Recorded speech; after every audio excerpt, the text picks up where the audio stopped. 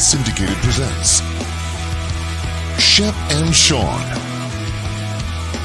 featuring Matt Shepard and Sean Baligian.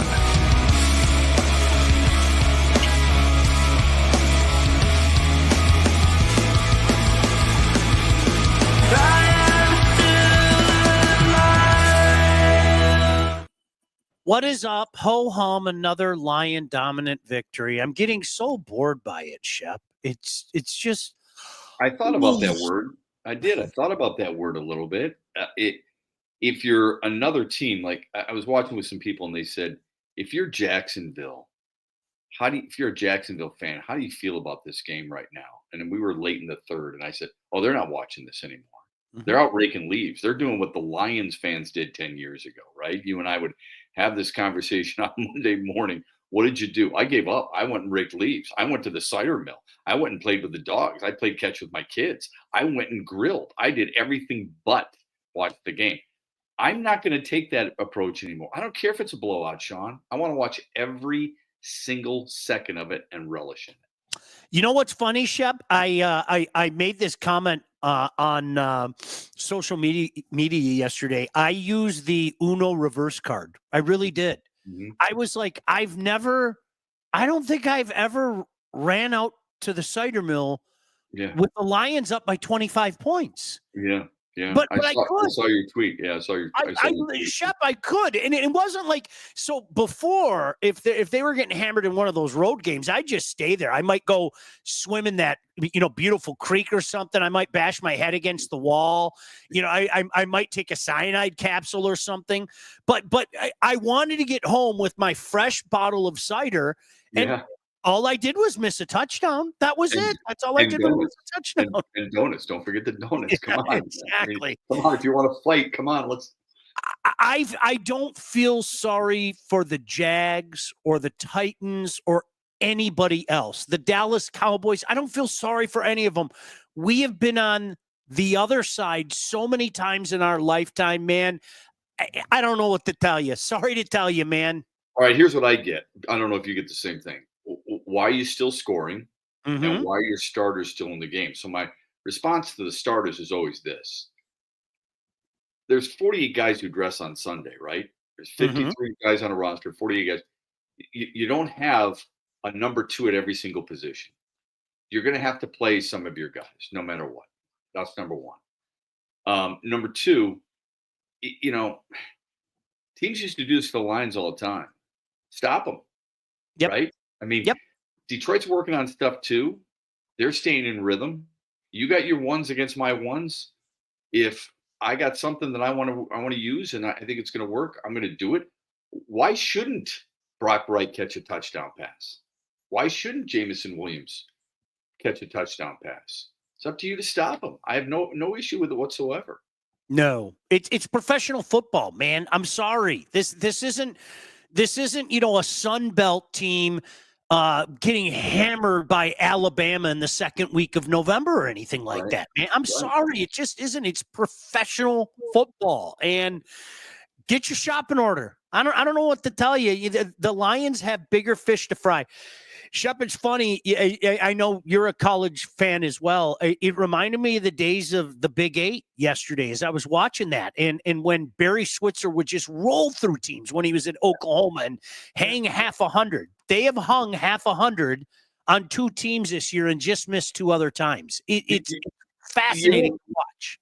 I agree. It's so much fun. They are so good. They look unstoppable. I tweeted out that this offense reminds me of the great Niners offenses when you and I were kids, and when they were great offenses by the Colts, maybe even Peyton Manning and the Broncos, those types of offenses. I don't know if the Rams, the greatest show on turf.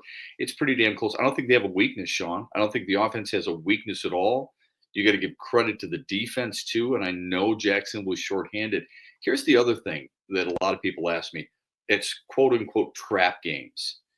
I don't know how you feel about that. I'm not a big believer in trap games at the professional level. I think teenagers and young 20-year-olds have a tendency at times to look past a team, but I don't think pros do that quite as much, number one. And number two, I've heard a trap game at Arizona because Seattle was waiting. Remember at Ford Field, and Seattle beat them a year ago. So it's a bit of Mhm. a trap game. It turned out not to be. That Tennessee was a trap game because it was sandwiched in between the two rivals of Minnesota and Green Bay, right? And that this was a trap game. I just don't think coming off an emotional win over Houston, I just don't buy that. I think what Detroit has done is really impressive. We got to stop looking for reasons why they're going to lose and go back to the reasons why they're always going to win. Yep.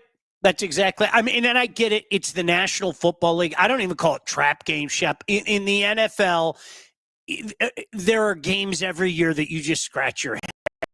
I think I mentioned to you last week, last year the Chiefs win the Super Bowl. They inexplicably lose a game to Aiden O'Connell and the Las Vegas Raiders. Right. It's going to happen over the course of 17 games. But this team, it starts at the very top, man. They are focused, laser focused. It's always fascinating to see the interactions after the game as well, because you and I have been there so many times where that place was like a funeral parlor this time of year, where it's just everybody just wanted the season over, and you're sitting there going, I got to do this for the next 2 months. Are you kidding me? Come on, Not the case any longer. And No. I'm so thrilled for Lions fans, especially your son Jack and my kids and people who had never seen it before. Sure, the old timers, but a lot of the old timers remember those great Lions teams of the past. These young kids getting a chance to see just how well oiled that offense is, how tough, hard nosed that defense is. Somebody at a different market tweeted back at me about how when I had tweeted out how good the Lions were and their offensive line is the best unit in the entire sport. Like you can find maybe the defensive line of Pittsburgh, you can find maybe running backs of the Lions, for crying out loud, maybe the wide receivers of Houston. I think the Lions offensive line is the best unit in all of football. Take any team, I don't care what position.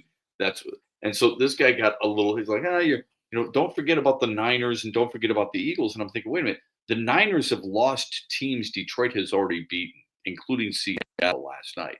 Mm-hmm. I think Philadelphia doesn't get nearly enough credit. And I'm sure Pittsburgh doesn't get nearly enough credit either. But if you're going to try and beat me with 6 field goals by Chris Boswell, then I think you're going to be in for a long day against a team like the Lions. But I think, let's face it, there's probably 4, maybe 5 teams you and I think can win the Super Bowl. And it's just fun to be saying that the Lions are one of those 5 teams. Shep, I can definitively say here on November 18th, 2024, the Detroit Lions are the best team in football right now. I have no problem saying that. None. I don't either. Yep. None. We are. I think, cool. Let's move on. Let's see what happens from here. Yeah, it's almost like, okay, it's time to talk about something else because you're running out of ways to describe how good this team is. And by the way, it's going to continue next week. 100%. With all due respect to Indianapolis, I mean, they give up. They have the worst rushing defense in the AFC.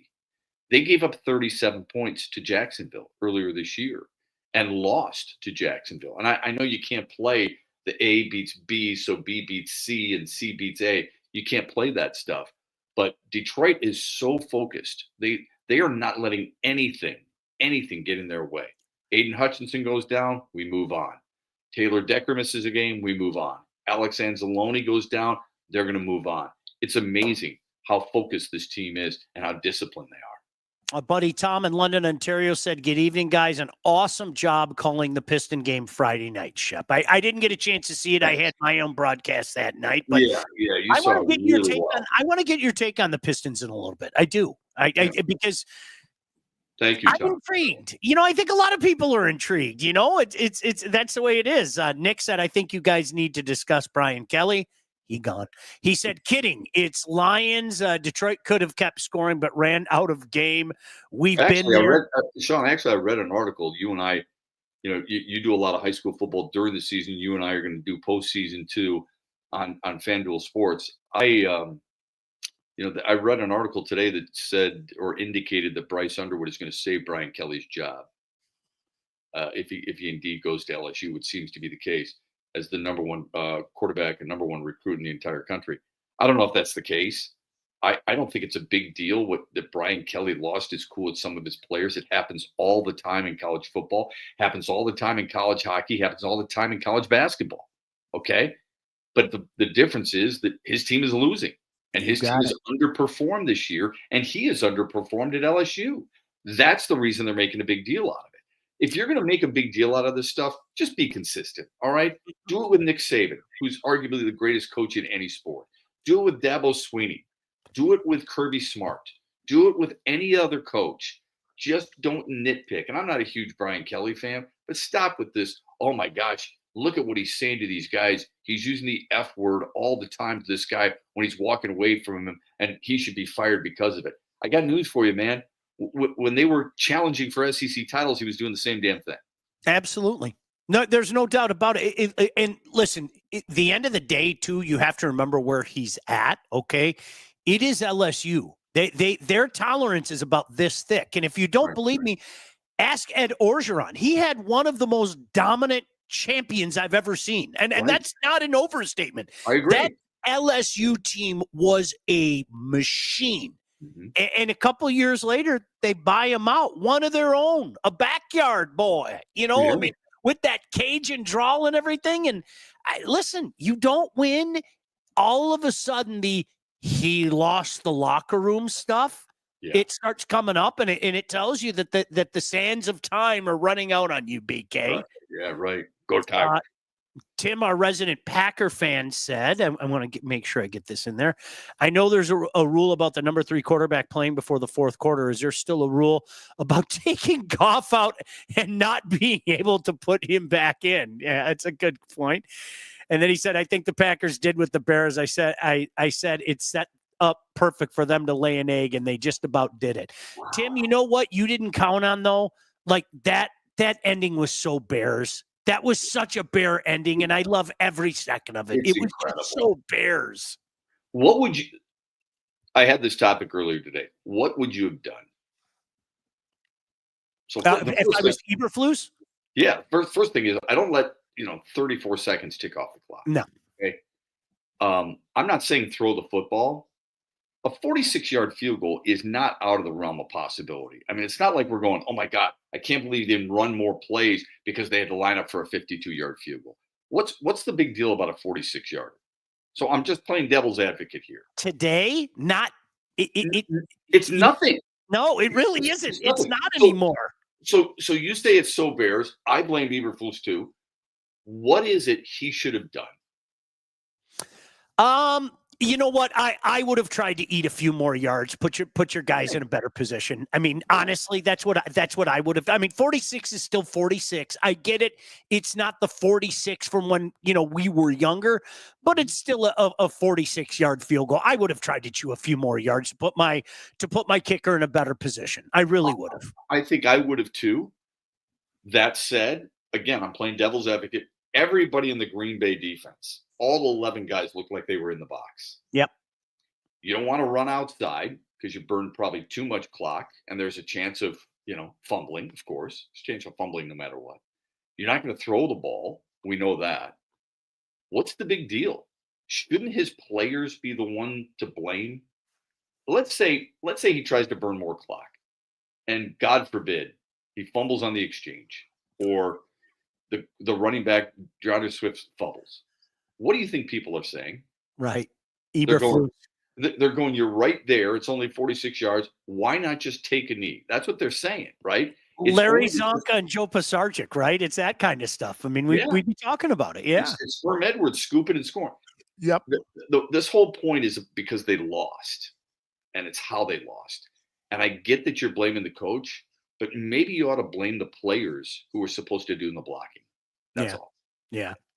Hey, isn't that familiar to what we were just saying too? I mean, are we having this conversation as if Matt Eberflus has 7 wins right now? No, right? We're talking about how he got a field goal block. We're not doing all this rethinking. I love that. Greg said Brian Kelly has a Southern accent too. When he uses that Cajun drawl, I poop myself. So BK, if you want to do that anytime soon, you go right ahead. Yeah, we've heard of that in the past of people using different draws. Let me ask you this question though: didn't earlier this year Sean McDermott people feel like he blew a game or two for the Bills. And now we seem to forget about that because Yeah. of how good they're playing, right? Yeah. Remember, he Yeah. made a couple of really bad decisions late in games that gave the opposition the opportunity to win. So yeah, I think it's all about how you end up and whether or not you're winning on the timing of your mistakes. Yeah. Lions are the best in the NFL. I agree, man. We can't run away with the division yet, though. Nick, I understand what you're saying. Look, and we even have Packer fans in the chat. We're the best team in the division. We're the best team, I believe it, in the NFL right now. But to your point, let's not forget that Jordan Love and the Packers came in on Thanksgiving last year. Let's not forget that Justin Fields almost beat them at Ford Field and then beat them at Soldier Field. You know, those are the things that we can't forget. Now, Caleb Williams, Justin Fields, et cetera, et cetera. But no, I'm with you. And I think that's the difference. One of the things that made me happy is when I heard Dan Campbell, Shep, talking about how they watch the replay of Brock Purdy taking the knees all the time. And I was like, yep, do that. You want to keep the guys focused? That's the way it is. He knows how to do it. Yeah. I'll get to Michigan in a second. Chris said, nice hat, Sean, go green. Jeremiah Fick and I both say go white. How about this, Shep? Something you're familiar with. Hey, guys, U of M basketball and the Dusty May era looks like it's off to a fast start. I think they will be fun to watch all season. Hard to be worse than last season. I actually caught part of that Wake Forest game, which Shep, to be honest with you, was disgraceful that they didn't clean the floor. I mean, when you have multiple players on both teams falling at the exact same spot on the floor, it was kind of a weird watch. But probably should have won that game. But yeah, they should. I don't think their prize is this year.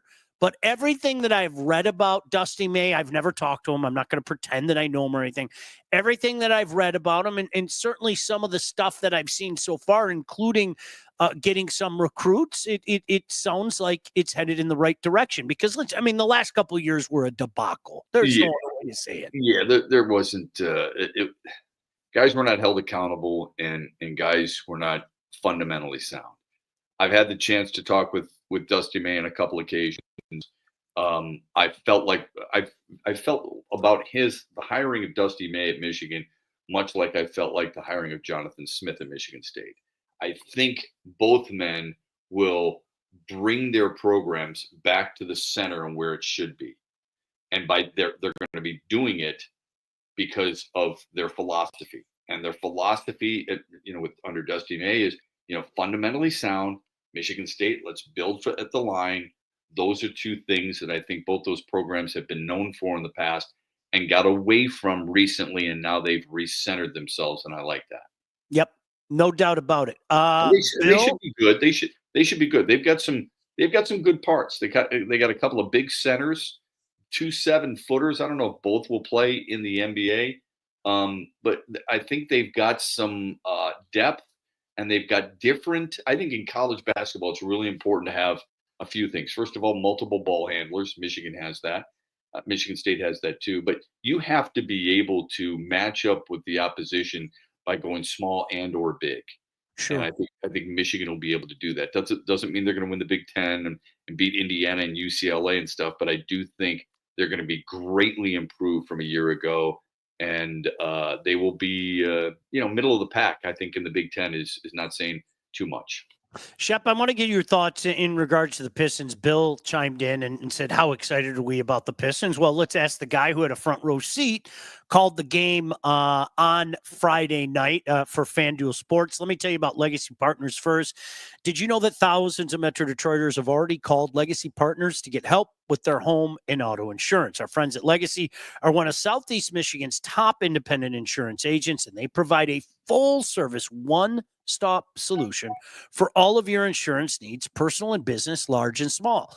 Legacy has helped our listeners by fixing mistakes that other agents have made, asking the right questions to get the right coverage put in place to properly protect you, and yes, help save you some money at the same time. Chances are, if you haven't checked your policies in the last year, you're probably paying too much and you could be underinsured. Look, what are you waiting for? Give Legacy Partners a chance to help with your home, your cars, life insurance, Medicare enrollment, or your business insurance needs. Call them today, 586-209-4106, or visit legacypartnersins.com to get started with your new quotes. And I want, Shep, I want to keep this in perspective about what's going on with the Pistons, okay? They're not even 500 yet, okay? They're not. Will be after tonight. They should be after tonight. But I think with what we've seen the last few years, in particular what we saw last year, we'll take it. I think you wanted to see progress. I think you wanted to see things to build on, not just Cade, but that you wanted to see things to build on. Full disclosure, I'm going to say it again. I had my own game on Friday night, so I didn't see it. But what jumped out to you about that big win in Toronto? Yeah, what I really appreciated is I went to the morning shoot around the practice that's usually closed, but Greg Kelser and I get to go in there and check it out. And I'm really impressed with how JB Bickerstaff runs it. He's not like some coaches in the past before Dwayne Casey, because Dwayne Casey ran his practices the same way, where all the coaches are talking. Right. It was Jared Jack's scout, so obviously he's going to do most of the talk of any assistants, but all the assistants are involved. JB Bickerstaff knows when to talk, when not to talk, lets players and their involvement, and kept the shoot around to about 40, 45 minutes. That was it. In, out. Okay. Not too laborsome. We're really impressed with how Cade Cunningham has assumed more of a leadership role, because in the past he's been just kind of a quiet guy, but he's talking a lot more. But I love the fact that this team has some shooters now. Now, Trajan Langdon told me they're more proud of how their defense is coming along. But I love the fact that Malik Beasley, Tim Hardaway when healthy, Cunningham, Jaden Ivey feels a little bit better, Tobias Harris. They got legitimate three-point shooters that you can put around the perimeter and force teams out against them a little bit, which should open things up for guys like Duren and Stewart. I think they're going to be a fun watch this year. I really believe this. I mean, obviously it's easy to be better than 14 wins. I believe they can double their win total. And that's a really hard thing to do in the NBA. And I think they're intriguing for fans because they are the fourth youngest team in the league. The guy they have on the bench, and JB Bickerstaff, is used to nurturing young talent along. Seems to get the best out of young talent. And I think they've got a very good mix. It's not a championship mix, but they've got a good mix with some veterans and some young guys to help each other out a little bit. It's fun. You know what I'd like to see, and I just looked down and the Bulls are up 65-57 at the half. I would like to see. Gosh darn it, Sean. But Shep, you know what? This is what the Pistons have done for a few years now. It's like every time you're starting to get excited and they take a step forward, it's like two steps back. I want to see them stack successes. Look, an 8-point lead at halftime. Oh no, whatever will we do? That's not the NBA today. They certainly could come back and win this. They should come back and win this. But I think to keep the momentum going and certainly keep the vibes going in the community, it's about – I'm going to sound like Jim Caldwell here. Stacking the wins. Remember, they wanted that Jim Caldwell would talk about the season in fours, and we need to stack wins. I think it would be in the best interest of the Pistons. Let's put together a 2-3 winning streak. Okay, we'll lose one, win a couple more, stack those wins, and I have a feeling that people will be jumping back on in mass. Yeah, I think you're right about that. Look, they've been in just about every game. Not Sure. that this should be a big draw, or nor should this be the goal. I think the Knicks are the only team that's really blown them out. Detroit has blown some leads, especially in the fourth quarter, which is troubling. I look at how teams play.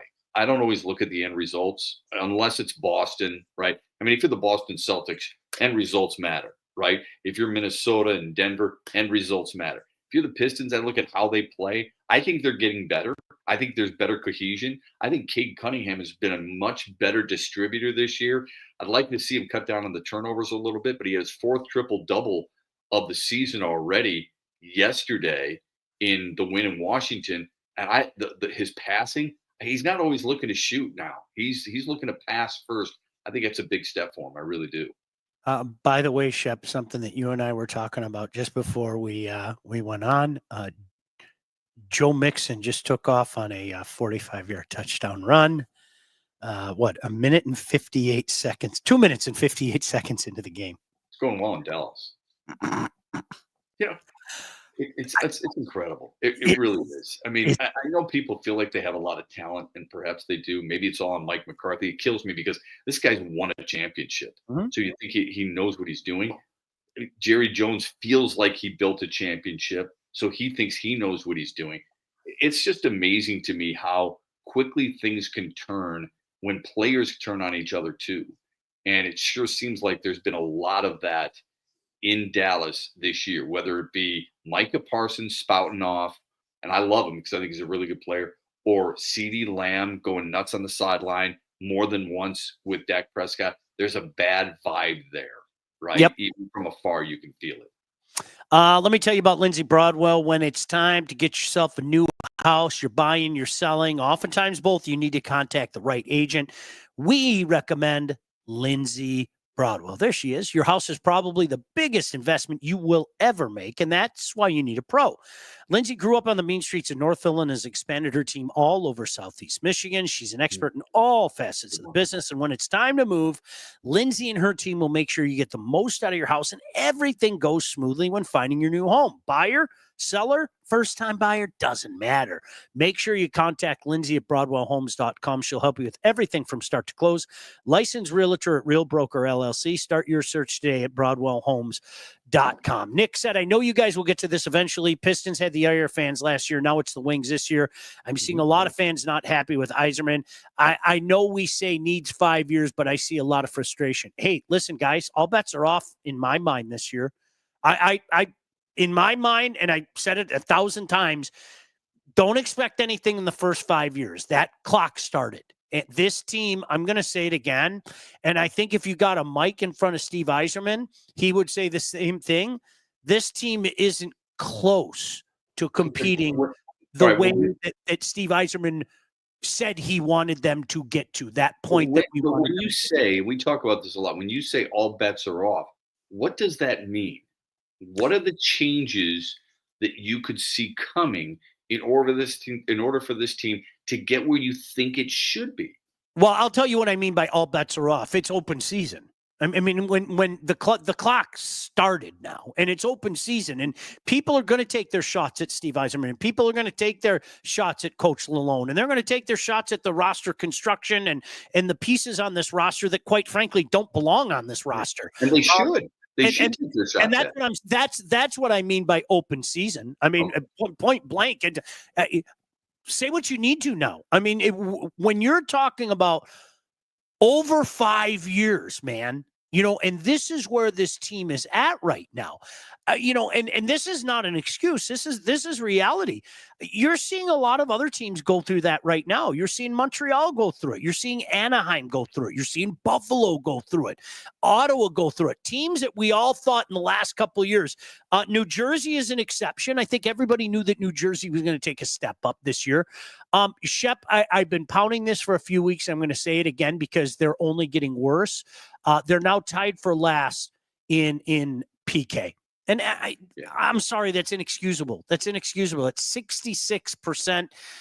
So, again, do the math. I was never a math major. Teams are scoring at a 34% clip on the power play. You aren't going to win a lot of hockey games like that. And the Edmonton Oilers, a team that came this close to winning the Stanley Cup last year, are struggling in large part because who are the Red Wings tied with? The Edmonton Oilers. When you're giving up a power play goal at a 34% clip, Shep, think about that. Like, teams on a nightly basis are going at least 1 out of 3. And if it's an event-filled night, teams are getting 2, popping 2. You aren't going to win hockey games like that. Yeah, no, I agree 100% with you. I think most fans in hockey, you've got the diehards, but you've got a lot of casual fans. So when the casual fans look, what do they look at? They look at points, they look at wins and things like that. Even though it should go a lot deeper than that, they're not willing to investigate. When they see Detroit with 15 points and Montreal and Columbus with 14, the only fewer points in the Eastern Conference, they recognize there's no progress being made there, man. It's just not happening. And as much as you and I were just talking about the Pistons and how there's a connectivity there, they seem to enjoy one another. They seem to feed off one another. I think it's the exact opposite with the Red Wings. And I don't know who's to blame for this. I really don't. It's shared throughout, right? The roster construction, and obviously the coaching staff. There is some type of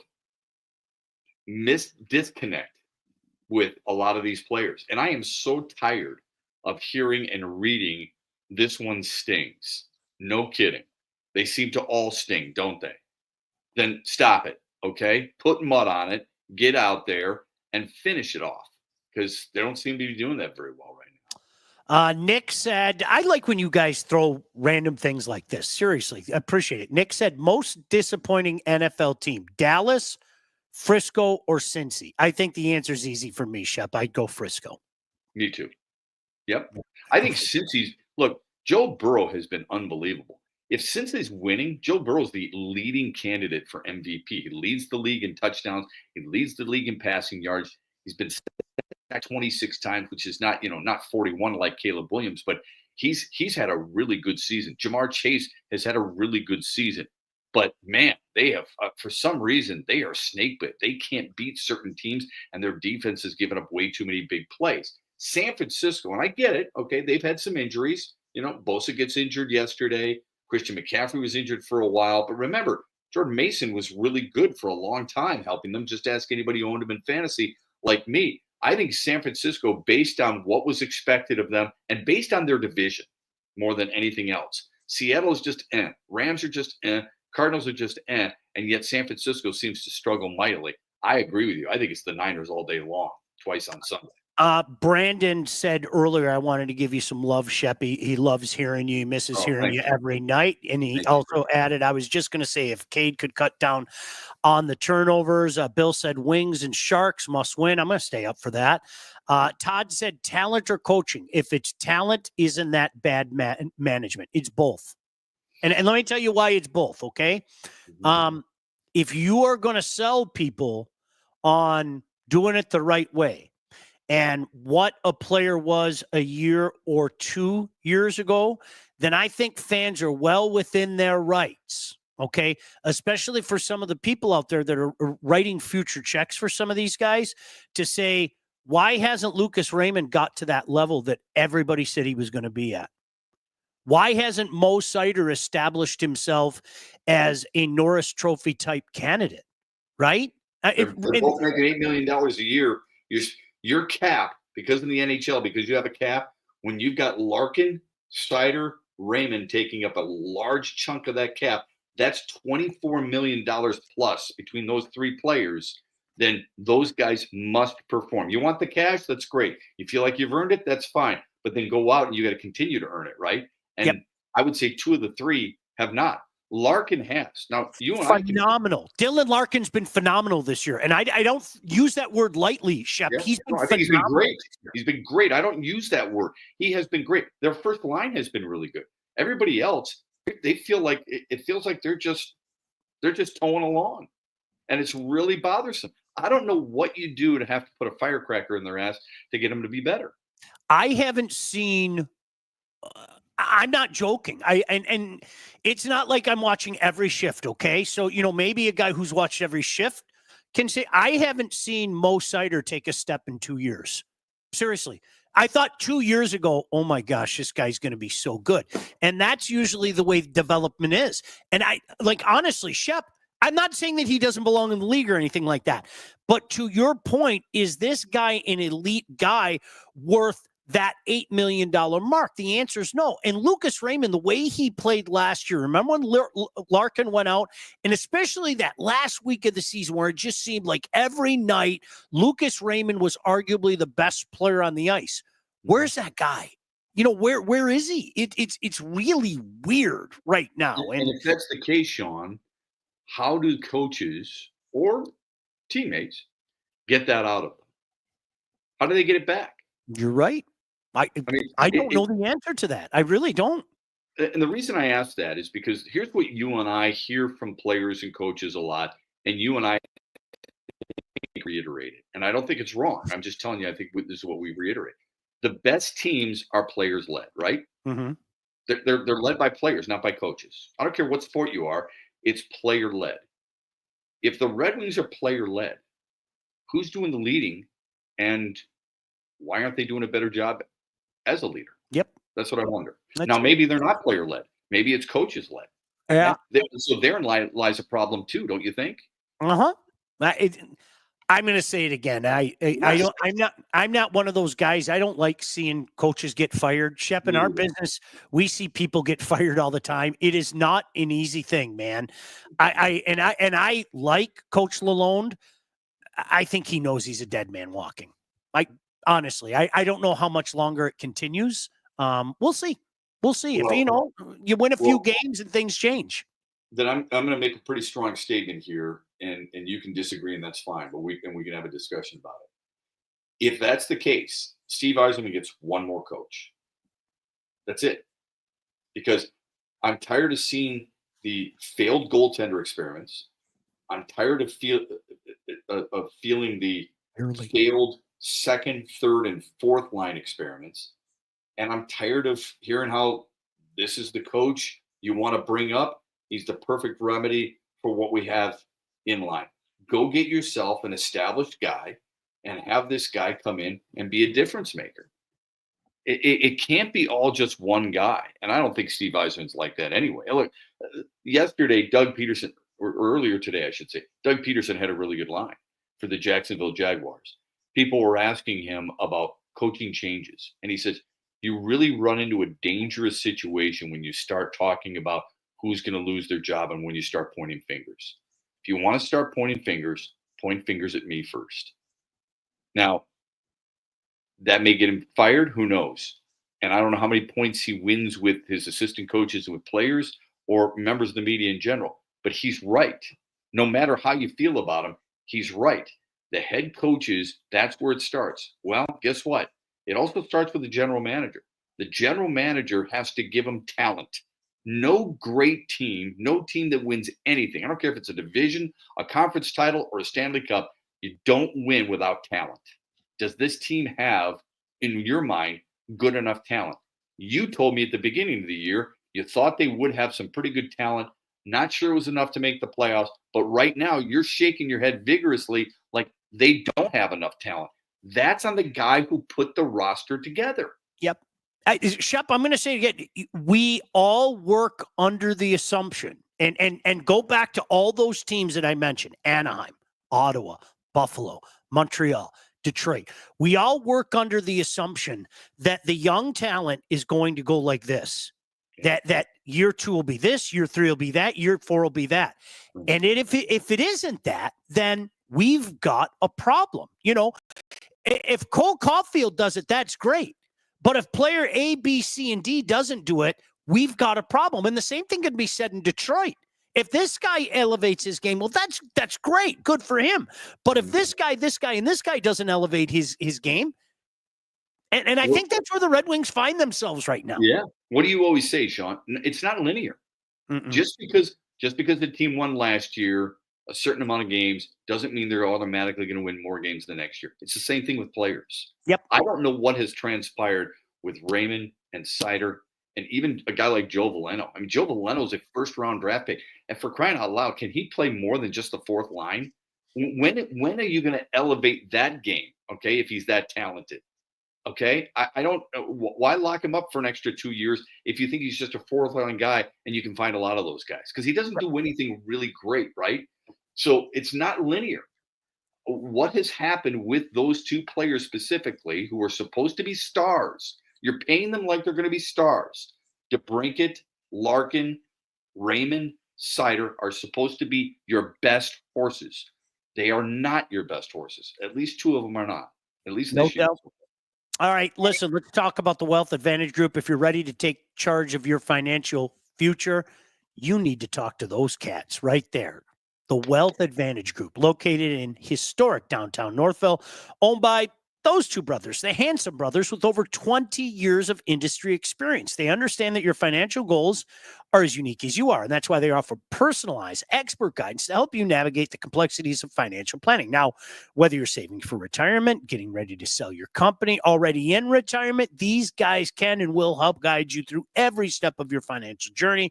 They work with clients throughout all stages of life and have clients in over 20 different states. Look, the investment world is a complex one. So if you're ready to start taking your finances more seriously, it might be time to work with the experts. Reach out to my friends. I'm also their client. The Wealth Advantage Group at 248-773-8574, or check out their website at www.thewealthadv.com. Before we get out of here, Mm-hmm. how do you measure? I think hockey's very unique Mm-hmm. because I don't think most people know it. I know most people know it. You and I both have always said that about, let's face it, sports radio. I mean, how many people are really talking about the Red Wings? Because they're not comfortable with it. They don't know the sport quite as well. Sure. So how do you measure how good a defenseman is? What is the tangible statistic that is associated with that, much like, let's say, I don't know, strikeout to walk ratio, ERA to a pitcher, for example, on base percentage for a hitter?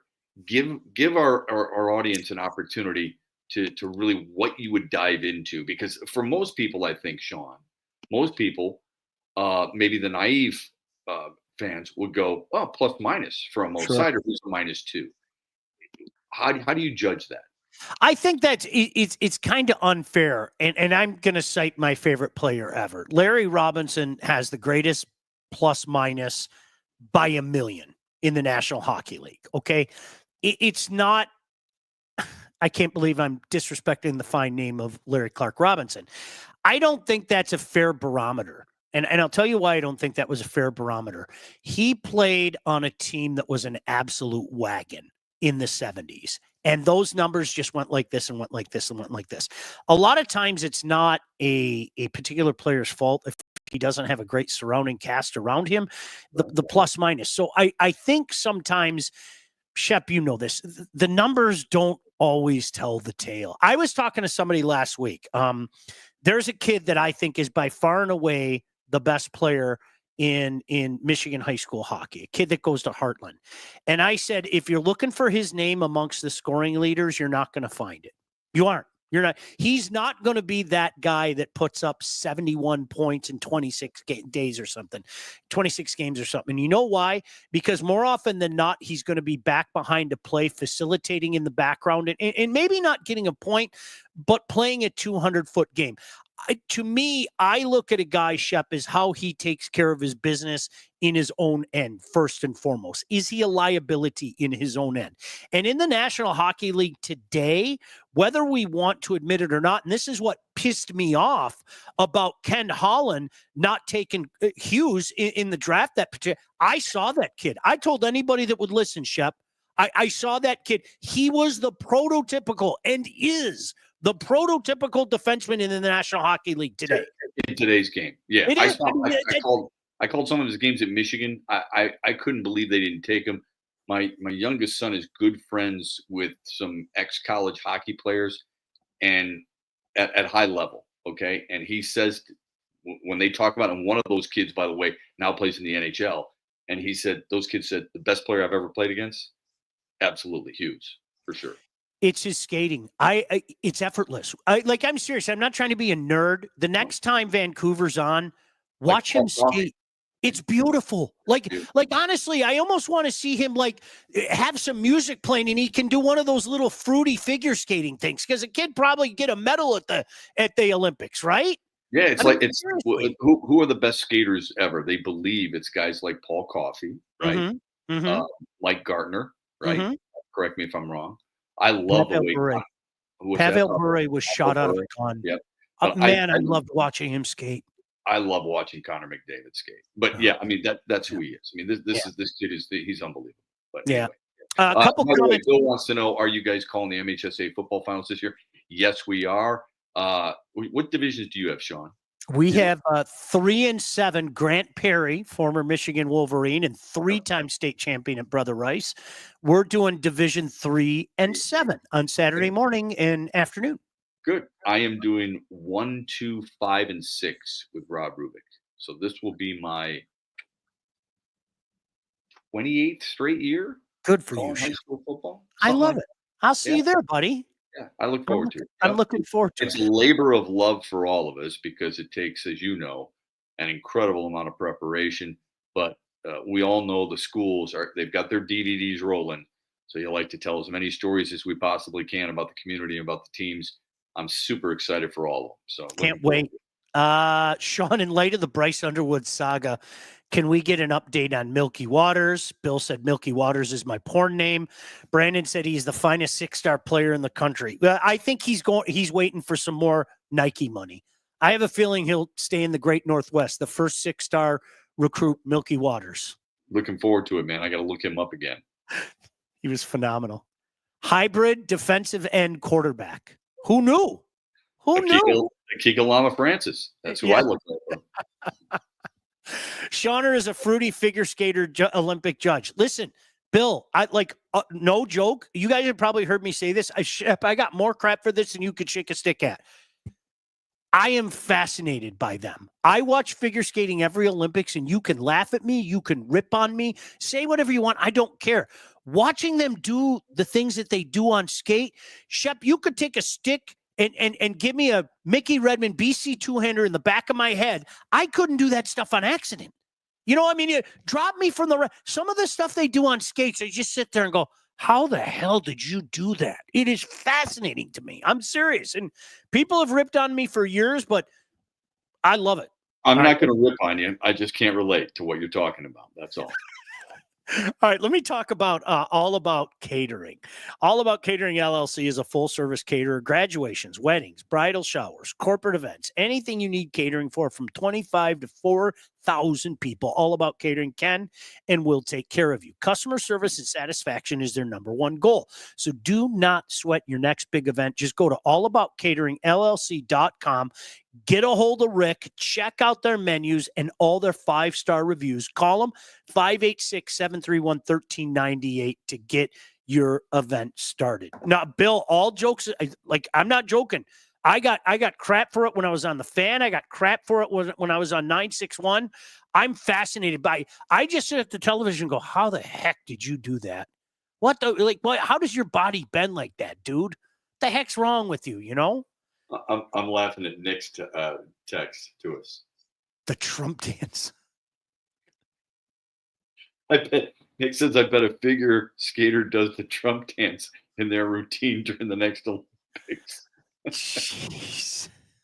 Oh, man. When Zadarius Smith and Rodriguez did that together, I could not stop laughing. It's unbelievable. So funny. Max Crosby does it. John Jones does it in the ring. It seems to be everywhere. It's hilarious. And Trump, he's probably sitting there going, everybody loves me. They're not making fun of me. Everybody they know what a great dancer I am. Yeah, it's just some whack crap like that, you know? All right, we got to get out of here. All right, enjoy the game tonight, buddy. Talk to you Thursday morning. We'll see you. Todd. Thank you, guys. God bless you. I'll see you soon. Bye-bye. Shep and Sean, featuring Matt Shepard and Sean Baligian. Executive produced by Sean Baligian and Todd Losey. Theme song, incidental music, and related sound effects are from Still Alive by Anti-Ghost.